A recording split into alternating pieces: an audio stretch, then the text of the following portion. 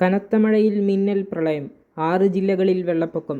വിശദമായി നോക്കാം. ആദ്യം തന്നെ വീഡിയോ ലൈക്ക് ചെയ്ത് കാണുക. ചാനൽ സബ്സ്ക്രൈബ് ചെയ്യാത്തവർ സബ്സ്ക്രൈബ് ചെയ്ത് തൊട്ടടുത്തുള്ള ബെല്ലൈക്കൻ എനേബിൾ ചെയ്യുക. കേരളത്തിൽ പരക്കെ ശക്തമായ മഴ തുടരുകയാണ്. അടുത്ത 5 ദിവസം വ്യാപകമായ മഴയ്ക്ക് സാധ്യതയെന്ന് കേന്ദ്ര കാലാവസ്ഥാ വകുപ്പ് അറിയിച്ചു. കോഴിക്കോട്, കണ്ണൂർ, കാസർഗോഡ് ജില്ലകളിൽ ഇന്ന് ഓറഞ്ച് അലേർട്ട് പ്രഖ്യാപിച്ചിട്ടുണ്ട്. ജൂൺ 30 നാളെ കണ്ണൂർ, കാസർഗോഡ് ജില്ലകളിലും ഓറഞ്ച് അലേർട്ട് തുടരും.